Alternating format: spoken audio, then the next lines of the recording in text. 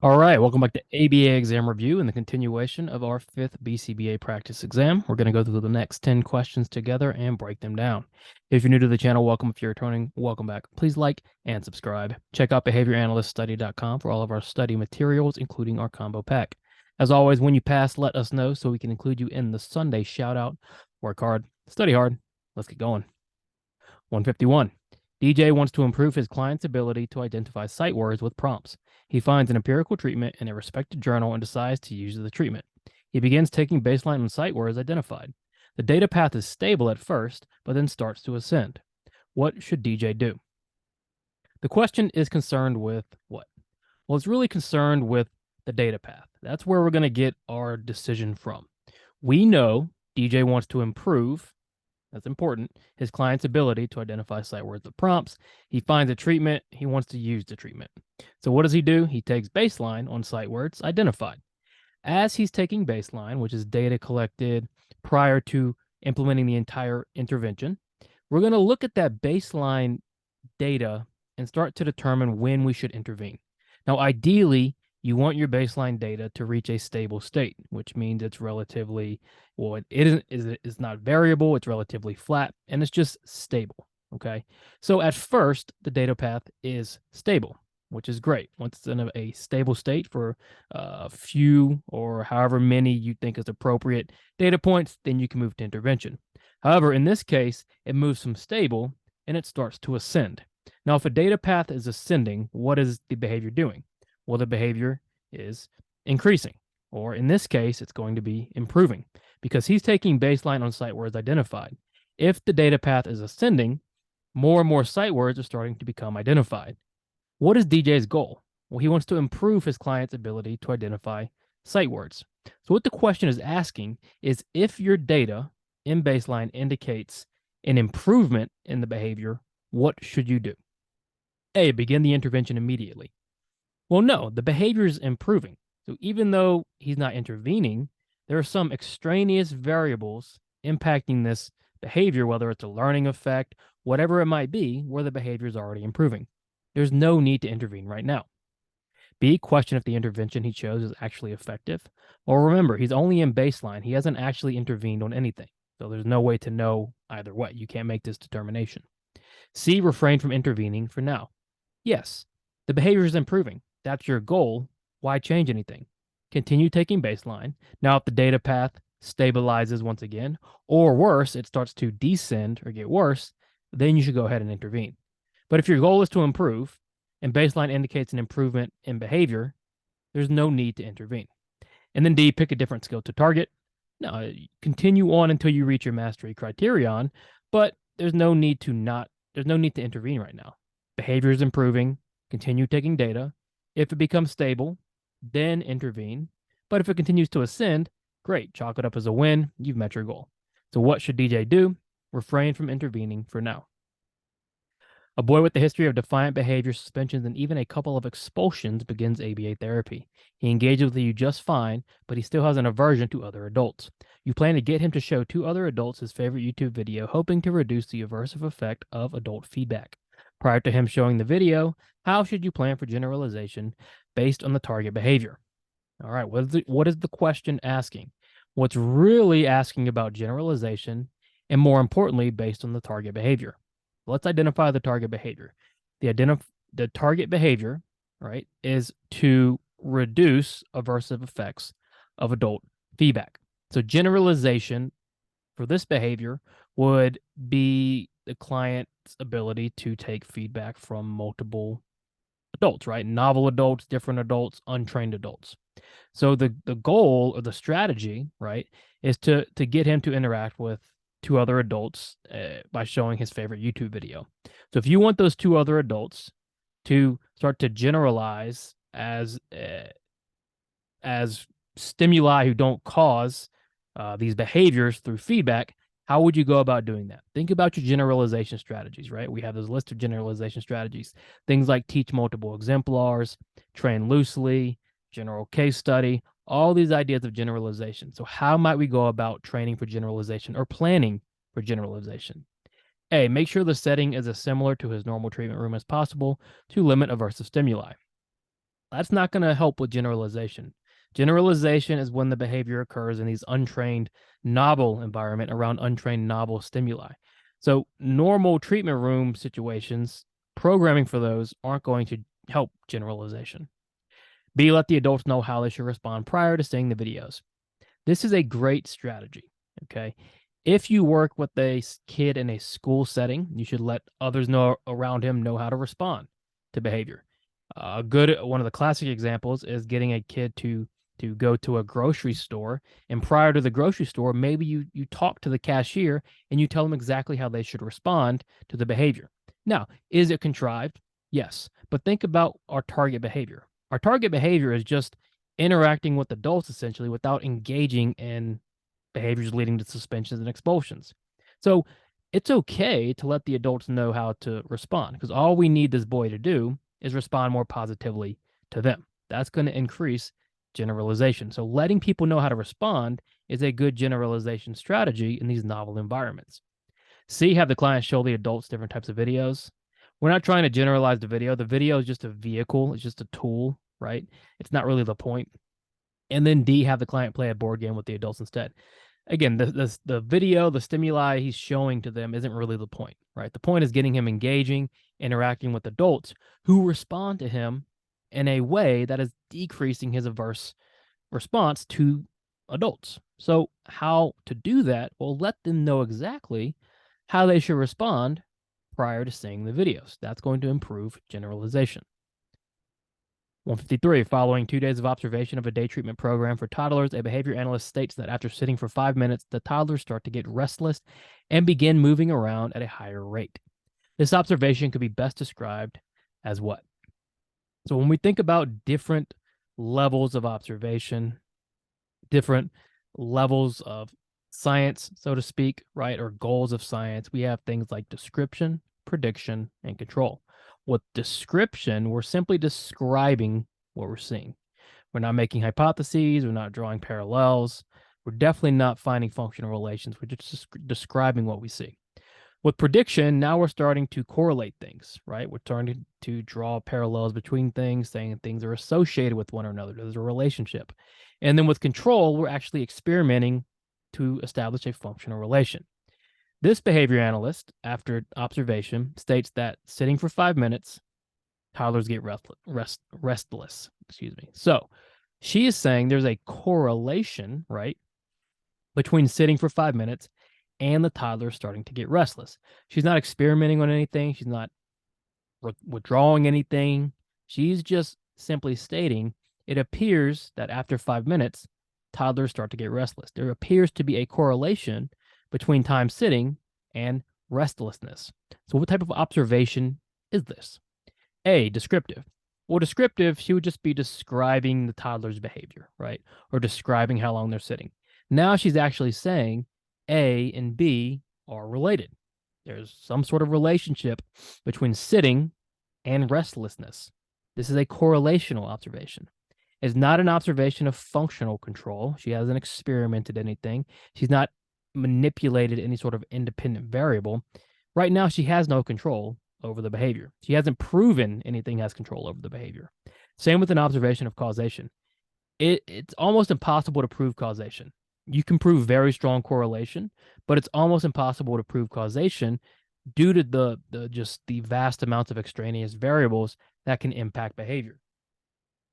So what she's done is really drawn a correlation between sitting and getting restless. So remember, we have description, prediction, which is correlation, and control, which is our functional relationship or experimental control. 154, a client is engaging in extreme rates of echolalia. The client will watch a video on YouTube and repeat a phrase from the video even when told to stop. It is now interfering with other aspects of the client's life. You tell your technician to reinforce the client no matter what, whenever they are not engaging in echolalia. What intervention are you likely using? All right, there's a pretty dead giveaway here, but let's walk through it, right? So what intervention are we using? We know the client engages in echolalia. They will watch a video on YouTube and repeat that phrase even when told to stop, interfering with other aspects of the client's life. You say, okay, you tell your technician, So what intervention do you like using with your technician? Essentially, you tell them to reinforce the client no matter what, whenever they are not engaging in echolalia.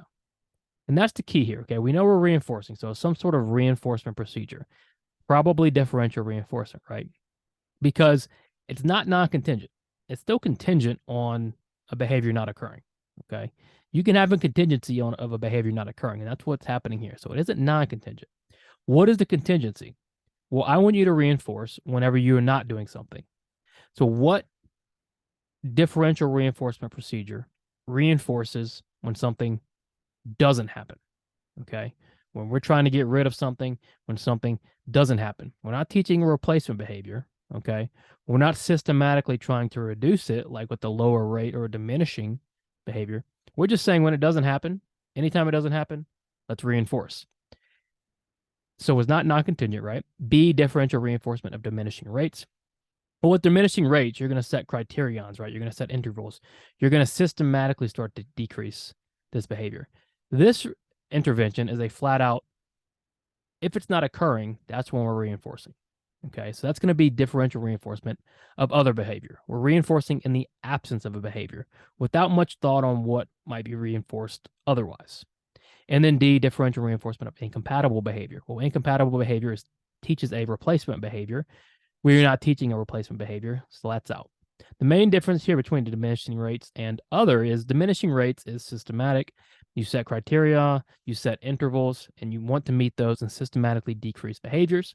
Differential reinforcement of other behavior, we're just trying to get rid of it immediately, right? High rates, dangerous behaviors.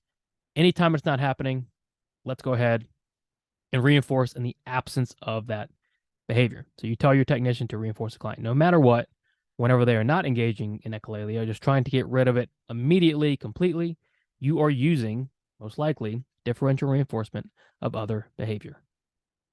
155, supporting and aiding in the dissemination of applied behavior analysis to the general public, including naive learners, is an important part of being a behavior analyst. What can you do as a behavior analyst to disseminate information in the context of this question? First things first, we're talking about dissemination. We're trying to disseminate information.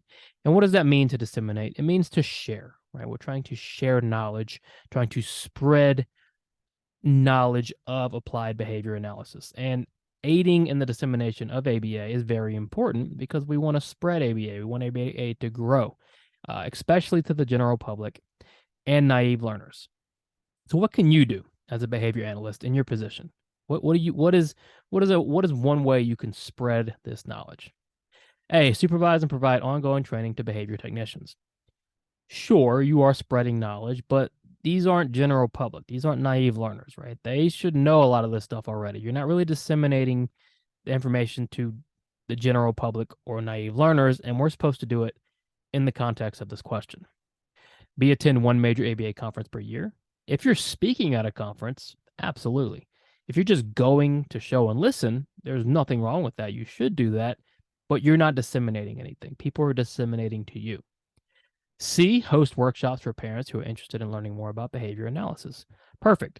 You host a workshop, you get up there, you talk about ABA, the strengths, what they can do at home to implement ABA, you train on it. C, is an excellent way to disseminate ABA to parents. And then D, none of these apply to dissemination. Well, not necessarily, right? Attending a conference, if you're not speaking, doesn't apply to ABA. Supervising and providing ongoing training to behavior technicians doesn't apply in this context because we're talking general public and naive learners, but hosting a workshop for parents is certainly a way to spread knowledge of ABA to naive learners and the general public. 156, you, a behavior analyst, are consulting on a new reading curriculum for a public middle school. There are 3 different curricula that the school are considering, and they want you to pick the best. They also want to ensure that the curriculum that is chosen is something the kids will like. What type of design might be best if the kids will be learning the curricula as you go, and you have limited time? All right, we've got an experimental design question. And remember, with all experimental designs, we have limitations and we have advantages. A couple keys here. We know the kids will be learning as you go, meaning some sort of learning effect will likely be taking place. Remember, a learning effect occurs when through just natural intervention and natural data collection, kids start to learn. And that's very hard to reverse once learning effect takes place. So if you know learning effect is happening and reversal is going to be difficult, you might want to avoid a withdrawal design. You might not be able to withdraw the intervention, okay? And you have limited time. So if you have limited time, a multiple baseline design might be difficult because multiple baseline designs typically take quite a while. So that leaves us with alternating treatment designs and changing criterion designs. Now, changing criterion design is when we try to increase or decrease a behavior that's already in someone's repertoire. We're not doing that. What are we doing? We're trying to pick from 3 different curricula, and you have to pick the best one. So we know we have limited time. We probably don't want to use multiple baseline. There's going to be learning effects, so withdrawal and reversal might be difficult. Next up, right, is how about a alternating treatment or a multi-element design? Because a multiple treatment reversal design, this will also take a good bit of time, and we might not be able to reverse, right? If we go from baseline to intervention 1, intervention 2, intervention 1, intervention 2, back to baseline, we might not get back to baseline without them learning already. So it's going to be hard to use that. 2, remember limited time, so we don't want to use a baseline design likely. And 3, we're trying to compare 3 different curricula, and so we want to do it rapidly all at once. And the best way to compare multiple interventions or approaches all at once is to use a multi-element design. So are we going to use a 2-phase multi-element design or a 3-phase multi-element design with best treatment or participant choice? Well, remember, the question also said the curriculum is chosen and it needs to be something the kids will like. So a 2-phase multi-element design might be okay, but remember, we're trying to identify the best and also something the kids will like. So a best treatment design would be good because we're going to be able to test the best treatment. But how about a participant choice?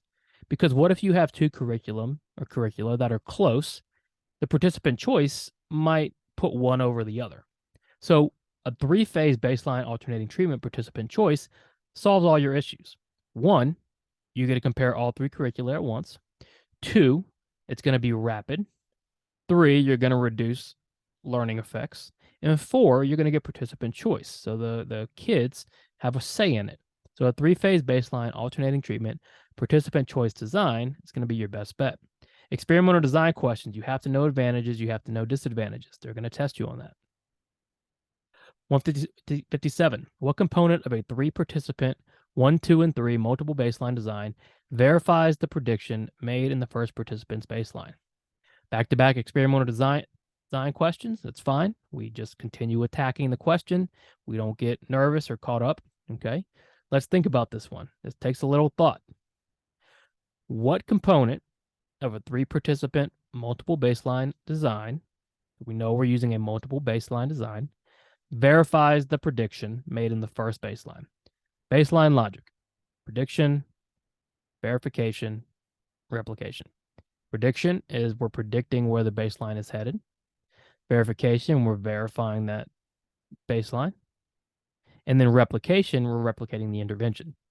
Here, we're trying to verify our prediction of the first participant's baseline.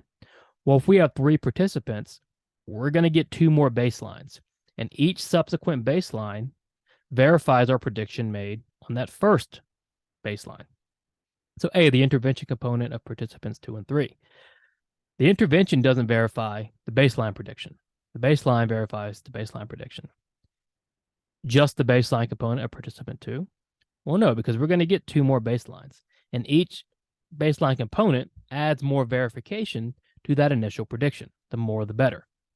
You cannot verify the prediction in a multiple baseline design. Sure, you can verify, predict, and replicate multiple times in the multiple baseline.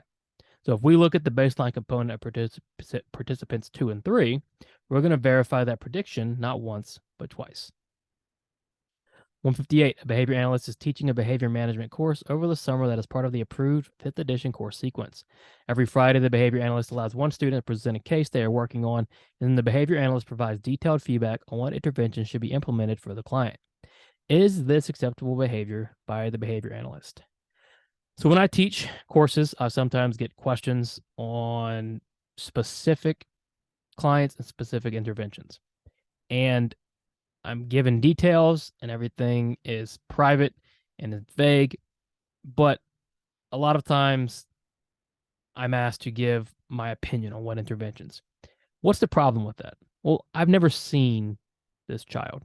I've never done an assessment. All I have is indirect anecdotal data, which is not enough to provide recommendations on intervention. So if this behavior analyst is allowing a student to present a case they are working on, I think that's a great idea, right? You of course want to keep it private, you want to be ethical, but sharing real life examples are very smart in a teaching course. What this analyst should not be doing is giving feedback on what intervention should be implemented for the client. This analyst has never seen the client, they've never done an assessment. It's very irresponsible to say, well, I think you should do this. Everything we do in ABA is individualized. It's empirical. This is not empirical whatsoever. Okay. This is a big problem. So, is this acceptable? A, yes, as long as the analyst gives a disclaimer that they are not responsible for the outcome of the case. No, they can't just give opinions and then just say, well, I'm not responsible if something goes wrong. Completely unethical. B, no cases should never be discussed outside of immediate team members and stakeholders. Again, not necessarily true, as long as you keep everything private. Okay. This is how you learn. This is how you gain knowledge, right? You get advice. You've got to be ethical. You've got to be private, but you can certainly discuss these things. C, no, the analyst should not give out specific advice without first directly observing the client. You should never write behavior plans, treatment plans without direct observation. It's very irresponsible. It's very unethical. This is not an ethical way to go about it. D, yes, since this class is approved as part of the course sequence, this is an acceptable way to teach proper behavior management.